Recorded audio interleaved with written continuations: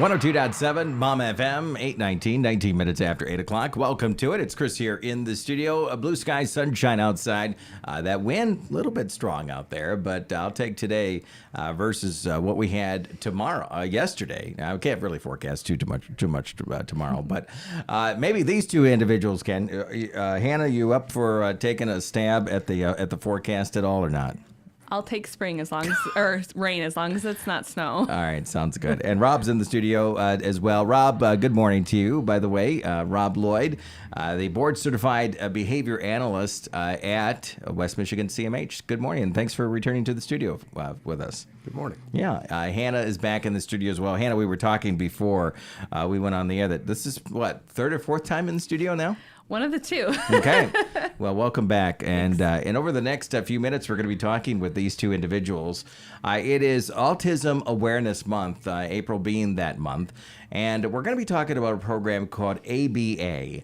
And Rob, we're going to put you on the spot here in a few minutes to kind of dissect that a little bit and kind of build the foundation for us. But Autism Awareness Month, and we were talking about sexual violence awareness month with Cove just yesterday. And as we move into the month of April, these months where we need to be aware and be educated as much as possible on things like autism. But we continue to need to keep that conversation going, right, Hannah? I mean, these months are more like reminders. But, the toughest part is how do we not forget, if that makes sense? Yeah. I think having these months is great to kind of bring awareness to things that maybe you wouldn't think about, but really to encourage, for many people, it's not just a month. It's, this is their lives. This is the lives of their family. But to really put emphasis on that, to be able to spread it throughout the year, I think is really important. And you being the Children and Families team coordinator there at West Michigan CMH, you see the program from the overall look of it. You are coordinating with your team. And if you had to say, we have a pretty good team at West Michigan CMH dealing with autism and helping families. Is that pretty accurate? Yes, absolutely. We have a great team. I supervise the autism program, but also children's case management, kind of on a broader scale as well. And, we really try to spread that knowledge of autism, not just with those who work directly with it, and that's all that they do, but across our team as well. And they're all really great about that. All right. And a question that we'll kind of build the foundation a little bit to ask Rob here in a moment. But in regards to autism, do you see more children coming through the doors, or do we see a portion of adults? What do you think that mix or that percentage looks like? Yeah. Typically, when we get people through the front door for regarding autism, it's generally through children. Our particular program targets children up until age 21. So the earlier the better, but primarily what we deal with is the children's aspect of it, and then also that family side as well. And we'll talk about how the family element, that support, is crucially important. But let's kind of build the foundation of today's segment. Rob, we'll talk with you in regards to this. You are the board-certified behavior analyst, so you went to school for this. This is what you do and focus on at West Michigan CMH. And I guess my first question is it easier to work with a child that has autism versus maybe a teenager or even on the edges of a young adult? Well, we tend to be successful with everybody we work with, but the approach tends to be different. For kids, applied behavioral analysis is specifically effective. That's what the evidence points to. Early intervention is better. In our autism program, as Hannah said, we go up to age 21, but generally we start them as young as we can get them. It really gives us more time to adjust their growth trajectory, to really see some of those skills develop and some of those maladaptive behaviors be replaced quickly. And you mentioned the ABA, and that's what we're going to be focusing on today, the applied behavior analysis. How different is that than just, and I'll generalize this, just communicating and saying, asking a question and looking for a response that what we're looking for. It's a little bit different than that, right? Yes and no. Okay. So applied behavior analysis is an evidence-based treatment that focuses on a system of providing reinforcement for appropriate responses or behaviors, things that you would want to look for. We look at specifically developing skills and collecting data on those skills as they develop to drive where that change needs to be. We look at targeting specific behaviors that aren't necessarily effective and replace them with stuff that's more effective or more socially appropriate. Okay. As an example, the cookie example, can you walk us through that? Yeah. So, for instance, let's say that I want a cookie, and I walk into the kitchen and I start screaming at the top of my lungs with no particular words that I'm using, right? Mm-hmm. Well, you would have no idea that I wanted a cookie. So, in order to get access to that cookie, I would need to be able to say, I want a cookie. And then you would give me a cookie, and then I would stop screaming. Okay. So what we would do is teach someone how to say, I want a cookie, so that they can get access to that cookie in an effective manner without expending a whole bunch of resources being mad and screaming and throwing stuff in order to be successful. But that, just from an outsider looking in, that seems like and just based on just the few interactions that I've had with individuals with autism, and again, the spectrums, there's the various levels of autism, obviously, but it sounds like it could be a challenge getting to that point, and everybody is different. Does it take a long time? What are those steps to get to that point where it's not screaming, it's communicating at that point? Yep. So the steps are many. And that's kind of where the bread's buttered, where we break those down into very small skills and teach them in very minuscule steps one at a time in order to build those skills up. And as we teach those skills, they build on each other and grow into these bigger communication skill sets. And again, that's it's not a week process; it's months. It could potentially years, right? Yes, I like to refer to it as a glacial process. Okay, it makes sense.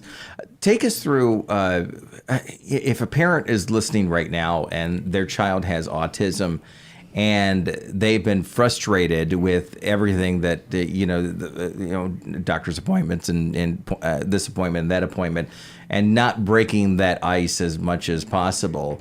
What do you say in that first appointment or first couple of appointments? What's that conversation like? Because the family is part of this process, I would assume, through the entire process, right? Yeah. So the first thing I think that's important to identify is that frustration is well placed, and working on making sure that parent knows that it's clear that they care for that kid. And then we have some pretty quick tricks that tend to be pretty effective relatively quickly as far as stuff we can do to sort of ease some of those frustrations. Okay. And then we can talk about some what the path's going to be and lay out a plan for what we're going to address, what they see as the issues that need to be addressed, and then come up with specifics for their kid that's going to work individualized for them. All right. I want to revisit this part of that conversation here in a few moments. But Hannah, let's break down what the ABA structure is. What does that look like at West Michigan CMH? Yeah, so ABA is really a team-based approach. You have somebody like Rob who creates these behavior assessments and kind of develops like a plan for treatment. And then we have a tech who will kind of help carry those out. And then we also have a case manager who kind of is somebody to, like, while the ABA is being addressed, like that case manager might, make sure everybody's on the same page. There can be a lot of medical needs with people who live with autism. Mm-hmm. So kind of helping to manage that, helping people get other services that they might need. So it's really that awesome team approach. And when you talk to your team members, when you have a new patient come in, new member join the team that has autism, they're with their family. And I guess this is the question, or I don't know if it's a concern, but it's a question. Is that child that in that family that has been living with autism, and maybe they've just been exhausted? They're like, I don't think this is going to change. Can you give them any sort of light, at the end of the tunnel and say, hey, you know what? We can move that bar. We can see change, and we have. Yeah. I think what I've learned from working with families of children with maybe like a non-autism diagnosis and then also an autism diagnosis is, it's definitely a long process. It can be very quick and you see things very quick, but the road can be long and it's more intensive than another service that we might offer. But those wins are so huge. Like when a child says mama for the first time, or, even like starts to make those sounds for the first time, those are so rewarding and makes like all of those services so worth it. All right. It's probably important to say that, and I like to point this out to the parents too, we don't have magic wands or crystal balls, but we do have an effective form of treatment that can build skills. We can't predict where those skills are going to be or what we're going to be able to accomplish, but we are going to work exceptionally hard to try to get all of those goals met. It's an important message there. Here's my question, though. How different is ABA, again, applied behavior analysis, versus other things that the families might have tried already? Well, ABA has been shown in, it's evidence-based, and it's the evidence-based best treatment. Okay. So the outcomes from ABA are better than any of the other treatments for autism that are out there. Okay. And I'm looking for that aha moment here in my next question, and hopefully there has been. And Rob, you've been doing this for a while now. Obviously, you're from your educational standpoint and from your service standpoint at West Michigan CMH.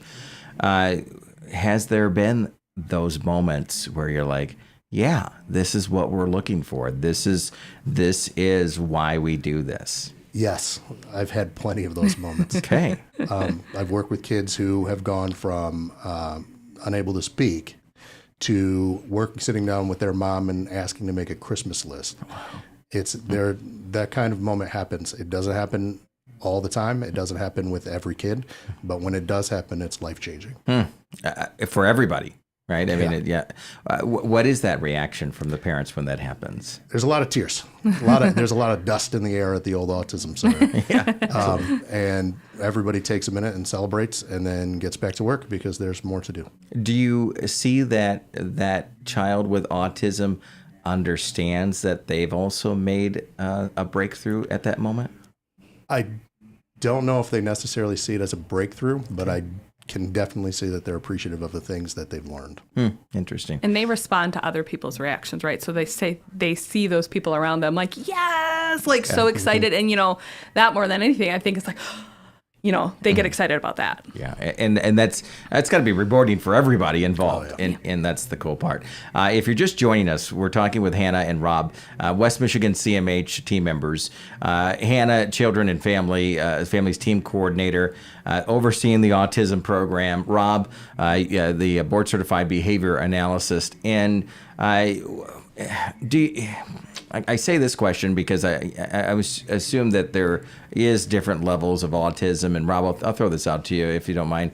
Is there children that, and I say it in a very light way, that might not be helped through a program like this, and I'm sure the parents are out there and they're frustrated sometimes, right? But they want to see progress.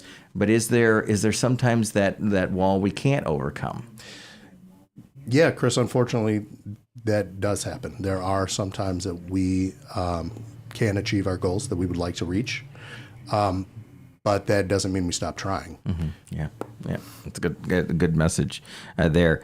Let's talk about how families can reach out to get in contact with you. Hannah, we'll start with you.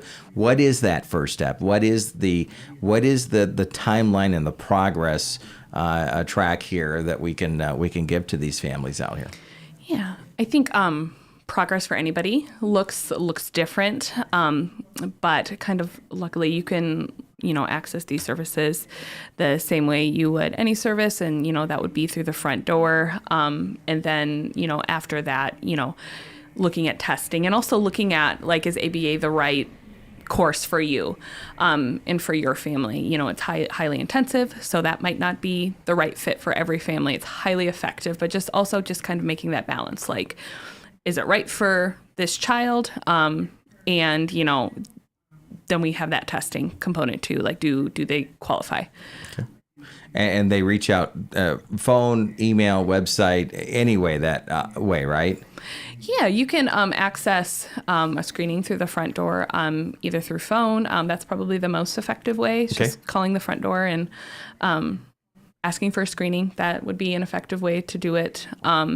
And then they do have walk-ins, but I think probably accessing it through phone is the best way. All right. And Rob, Hannah brought up something, and let's explore this before we wrap up this morning with you, is that it can be intense. Can you define that for the listeners and viewers out there? Well, there's a lot of accountability for everyone involved. Okay. And there is a lot of participation for families, because we have to be able to see these changes in a bunch of different environments. So it's important not only that everything is occurring in the Autism Center, but also at home. And so there's a lot of communication back and forth, a lot of time commitment, and a lot of action that needs to be taken by the family.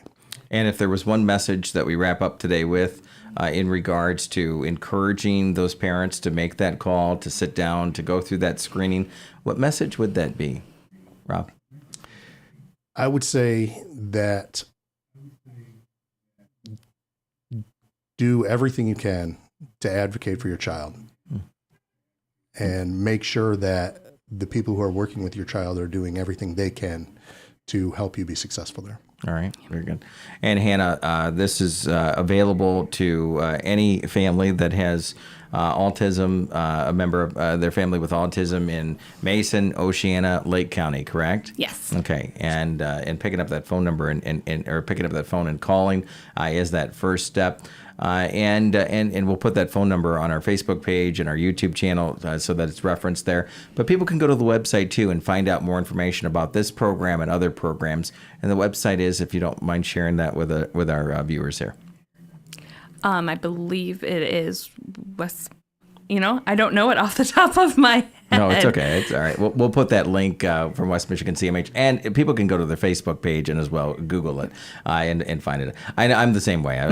People ask me for my phone number, there you go. But Rob and Hannah, we appreciate you taking the time today for us to come in. We appreciate this program, and let's follow up on it. And then I think the last thing I would like to ask Rob as we wrap up is, we've been talking a lot about this as internalized, the family environment, but what can we do from a community standpoint to support those families and those individuals out there with autism here during Autism Awareness Month and beyond? Chris, I think it's important that we do the same thing for families that are dealing with autism that we do for everyone, and that's just have some grace. And when you see somebody in a store, you may not understand why a parent is behaving a certain way, when a kid might be behaving in a way you don't understand. And the best thing you can do is not judge those parents, because everyone's out here doing the very best they can. Yeah, very good message there. Rob, Hannah, we appreciate you coming in today, and let's keep this conversation going, okay?